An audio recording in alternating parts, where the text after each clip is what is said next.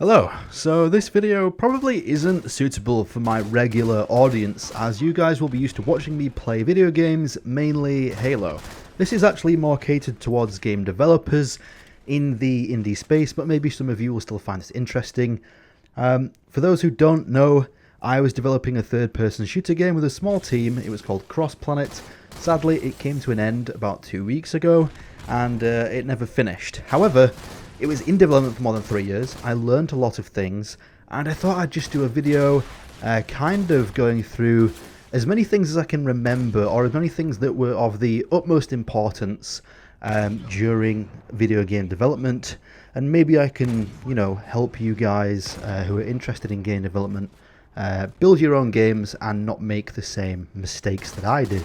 So, the first thing that I'll tell you is something that many people say. However, I feel like everyone who dives into their first video game makes this mistake anyway, no matter how many times people will iterate this online. The fact is, your video game is going to take much longer to develop than you think. So, if you initially set a goal of finishing your game in 24 months, the general rule should be that you need to double that. That is realistically how long it's actually going to take, because you don't account for things like bugs and trying to replicate them so that you can fix them, because a bug is one thing, but a bug that you can't replicate is therefore not solvable, not fixable, and you have to spend sometimes many days or even weeks trying to replicate that bug. Another one is you don't think about the business side of things. So it's not only developing the game that you need to do, it's marketing. Marketing is half the battle, and if you're an indie team, then 9 times out of 10 your biggest form of marketing is going to be in the form of content, and that is through social media. So TikTok, Instagram, Facebook, Twitter, YouTube, maybe a bit on Reddit, and the forums of your engine of choice, so Unity forums for us, Unreal forums, etc. And content takes up a lot of time. For some people, it's a full-time job. For others, it's a passion, what they're aspiring to do for their full-time job, and you kind of need to treat it that way as well. So you won't only be developing the game, you'll be trying to promote the game, you'll be making content for the game, you'll be managing social media for the game, you'll be trying to build a community on Discord and things like that, and these are things you don't account for when you initially spec out how long your video game is going to take. You might also want to attend some events. You might also have meetings with potential publishers and investors and other developers to spitball ideas or share thoughts. We had many meetings with publishers and investors, and we had meetings with other companies that were making similar games so that we could share information, and all these things stack up. You're going to have meetings internally as well to discuss things, probably on a weekly basis. And again, these are things you don't account for. So however long you think your game's going to take, I'm going to tell you immediately now, it will take longer than what you think. So if you're planning to make the next, AAA first-person shooter game that's going to compete with Halo, Call of Duty, Battlefield, Overwatch, Valorant, and whatever else, and you think you can do it in 3 or 4 years, just like the AAA studios do, I'm here to tell you, you are incredibly wrong. It will likely take you 7 or 8 years. The next thing is a point that I just raised during that ramble. Marketing is half the battle. For many of you, you probably just want to sit down, develop a game behind your desk and be quiet, kind of a faceless developer, and then release your game when it's done and, you'd be happy. My game is released. I hope it does well. I'm going to tell you now, it's not going to do well. If you don't market the game, then who knows about it? You can make the best game the world has ever seen. However, if the world doesn't see it, then it's not going to sell. So, you might be able to market your game to a couple people who organically find it through Steam's algorithm or something when you release. But if you don't actively post content, you don't engage with people online, you don't build a community, you don't show your face, then realistically, people won't care. People won't find the game. People won't connect with you, a developer. The landscape of building a game has changed. No longer can you sit behind the screen and not show who you are. People get invested in games because they're also invested in the people making them. The majority of people that joined the Cross-Planet Discord server, and this isn't me tooting my own horn, this is just a fact, is, the majority of those people were people who were interested in me as a friend, as a player of Splitgate and Halo, as a content creator on YouTube, as a personality on Twitter, whatever. We had 538 people in our Discord server the day that we announced the game is no longer in development.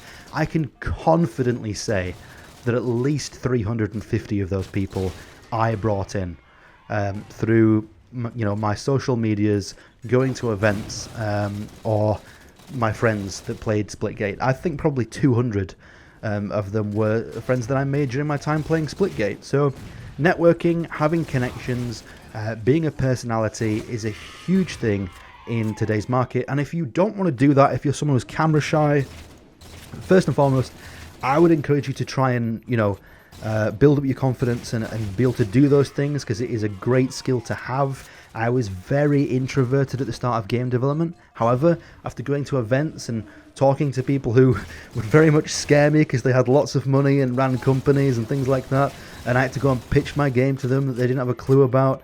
After doing it so many times, you do build up the confidence, and it's actually quite easy to do in the end. And it gets you into many doors. Networking is a big part of making a game.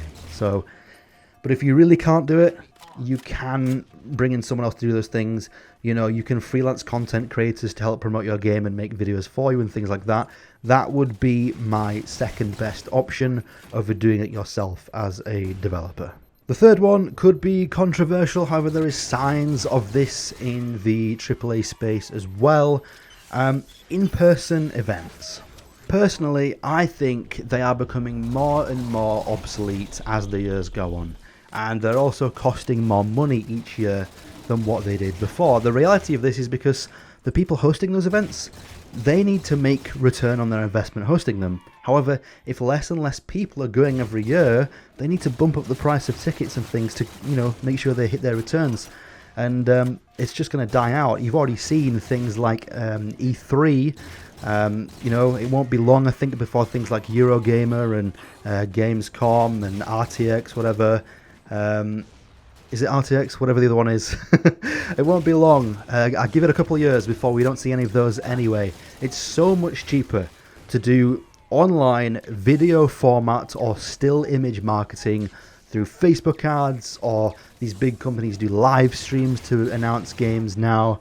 It's just like so much cheaper, just wildly cheaper. To give you an example, there's an event here, and this isn't to discredit anyone at those events. They were all great people, made some good friends, both other developers, members of staff, and again the people who run the events. I went to a gaming event called Insomnia in the UK, and it cost me between £600 to £700 to attend that event, show off my game. So this is including my travel, my hotel costs, hiring out any equipment I needed, stuff like that. And that's pretty good because all the other events that I know of cost more than that. However, we would still only gain somewhere within the region of 50 to 150 wish lists on Steam for a price of £600. That is a terrible price per user. We tested Facebook ads, and we were getting a wish list for every 38 pence that we spent, which is significantly better. And when we found out that we could do that, we never attended an in-person event again. We wasted so much money on those, because the reality is as well, a lot of those people are going to drop off over the years. If they discover your game in 2024 and you don't release until 2026, let's say you got 200 people to join your Discord server or something, or wishlist your game from those in-person events, I can guarantee at least 25% of those people are going to unwishlist your game and leave your Discord server by the time your game comes out. Therefore, your price per user just went up even more. So if you're on a budget, or you don't have a budget and you're literally just using money from your own pocket, I would highly suggest doing things like posting TikTok videos, Instagram reels, videos and pictures on Twitter. Take part in hashtag events like Screenshot Saturday and Wishlist Wednesday, Trailer Tuesday. Those hashtags can get you some initial growth, and sometimes posts with those hashtags do go viral, and you can get high hundreds, low thousands of likes, retweets, comments if you do happen to go viral on one of those, which will net you a bigger click-through rate to your Steam page, or more follows than going to any in-person event would and spending thousands of pounds or dollars. And if you do have a small budget to spend on marketing, then do ads on Facebook and Twitter. I found that TikTok ads didn't really work for us. However, for a different genre, it might do. Organic TikTok actually did miles better. That could be because the younger audience is quite aware of advertising practices, and the younger audience especially will avoid advertised content. So we found that our advertised content, although we were paying for it to get more views and more engagement, was actually getting less engagement than the organic content. I could post a video, extremely simple. I would rinse and repeat this format every day. A 30-second video that said, "Hi, I'm Nate. I'm developing a game called Cross Planet, wishlisted on Steam. It's a third-person shooter inspired by Halo, blah, blah, blah." And we could get 12 wishlists from that one video. I could do the same thing and promote it, and we'd only get one. So if you're going to do TikTok, I'd say try organic. TikTok's algorithm is incredibly good at finding you new followers. I believe it will actively push random videos every few weeks that you post. So you might find for a while you get stuck in this black hole of only receiving 200 views. It's very common on TikTok. And then all of a sudden, on maybe week 3 or week 4 of posting, 3 of your videos get to 4,000 views, and you're like, how did this happen? I must replicate this. The reality is TikTok's algorithm just kind of tries to, get you new followers and stuff every so often by pushing random videos that you have. So post good content all the time, post high quantity of content. TikTok recommends you post between 2 and 4 videos every single day. I think we were trying to go for 1 every day as a minimum. And you might find success there rather than paying to go to these big events and things like that. Finally, the last thing I'll mention is that publishers and investors is a very tricky thing. They're very tricky people to deal with. It's a weird situation right now because of free-to-play games. So we were a free-to-play shooter, and we had an incredibly difficult time talking to investors and publishers. And although you would think, every game releasing these days is free to play, and it's partially true that if you're a shooter game in today's world and you don't release free to play, you're almost dead on arrival unless you have a really good game on your hands. But at the same time, from a developer's point of view, you need to push your game to as many people as possible. Therefore, a publisher might be something you want to look into because they have the capital that you don't, and they can help push your game and market it to more people. However, publishers generally don't want to deal with free-to-play games because they can't estimate how much money it will make. A publisher knows how many people they can push a game to. They've released games before, and they will estimate, based on your game's price that it's listed out on Steam, how much money you can make through a certain amount of sales and how much money they need to invest in your game. If your game is free-to-play, they can't estimate anything. They don't know if player 1 will spend $20 on skins throughout the year, or if we'll spend $200. So they're very, very scared to jump into the free-to-play market. And let's just say, finding a publisher that's going to invest in a free-to-play game is not something that you will find easy. Your chances of getting investment for a free-to-play game are much more likely looking at something like venture capital. However, those people are not going to gift out, $50,000 to $100,000 to help launch your startup. Those are people who are looking for already established companies who have a proven track record, and they will be looking to invest, low millions. So you're going to have even more of a difficult time with those guys. So, if you are developing a first game and you're planning to dive in, compete with the big names who are releasing free-to-play titles, you're going to have a hard time. I would just stick to if it's your first game, a small, easy game, probably single player, with a small price point as well. Going for cheap to play rather than cheap to play rather than free to play is something that I would definitely advise, and I will be doing if I have any projects going forward. And that's kind of it. I think I've mentioned like 4 or 5 things here. The final thing is, I'll say, expect hardships, expect disagreements within your team. You're not going to all align on every decision, and ultimately this is why my video game Cross-Planet failed.